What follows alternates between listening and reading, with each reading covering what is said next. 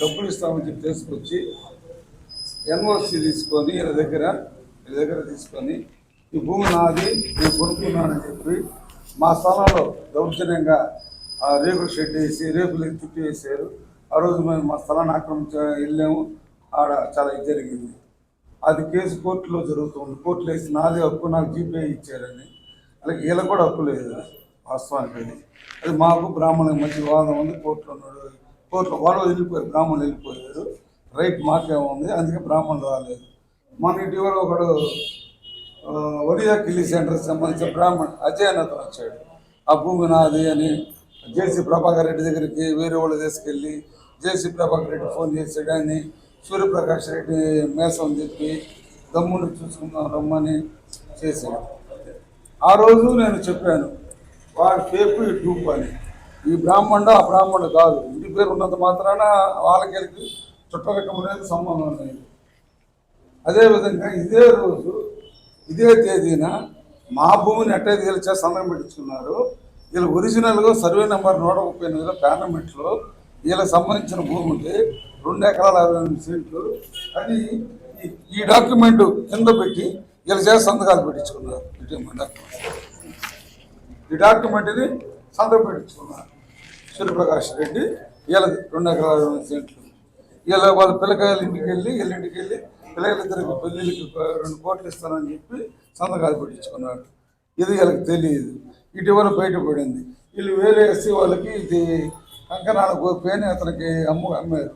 వాళ్ళు వస్తే ఎగ్జిక్యూషన్ వాళ్ళు ఇచ్చేలేకే వాళ్ళు నిన్ను పిలిపించి వీళ్ళని మనోహరెడ్డి పిలిపించి సూర్యప్రకాష్ రెడ్డి వీళ్ళ మీద, ఈ మహిళల మీద అనిత మీద, ఆమె మీద, వాళ్ళ వీళ్ళందరి మీద, ఈ ముస్సి పెద్ద ఆయన మీద, వీళ్ళందరి మీద దాడి చేశారు.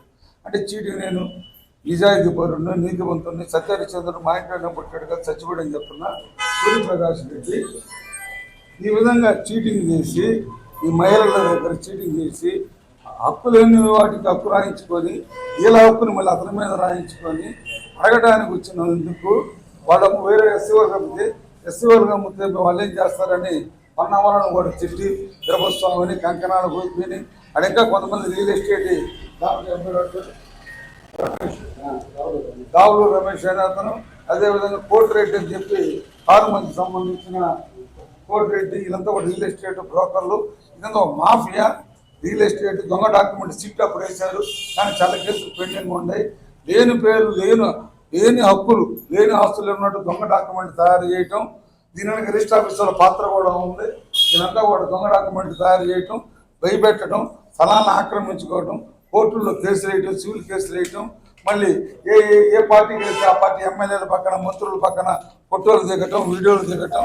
జనాన్ని భయబాబు వీళ్ళు పెద్ద పర్వతం కావాలి, ఈయన చంద్రబాబు నాయుడుతో ఫోటో దిగాడు, ఈయన జగన్ వాళ్ళ అమ్మతో ఫోటో దిగాడు, జగన్తో ముద్దు పెట్టుకున్నాడు, ఫోటోలు వీడియోలు రిలీజ్ చేసి పెద్ద హైటెక్ చీటింగ్ ముఠ, ఇది మాఫియా ముఠ.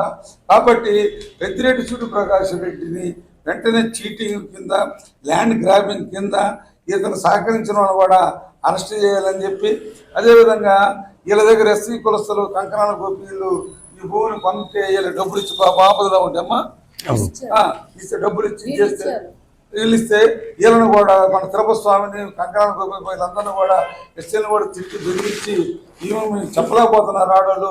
ఈమెను కూడా అసభ్యక పరంగా దూషించి నెట్టడం కూడా జరిగింది. కాబట్టి అతని మీద ఎస్ఎస్టీ యాక్ట్ కింద, ల్యాండ్ గ్రాబింగ్ కింద, చీటింగ్ కేసు కింద అరెస్ట్ చేయాలని చెప్పి మేము ప్రకాశం జిల్లా ఎస్పీ గారిని డిమాండ్ చేస్తున్నాం. ఈరోజు మన తాలూకా పోలీస్ స్టేషన్ సంఘటన మొత్తం మీద ఫిర్యాదు ఇస్తున్నాం.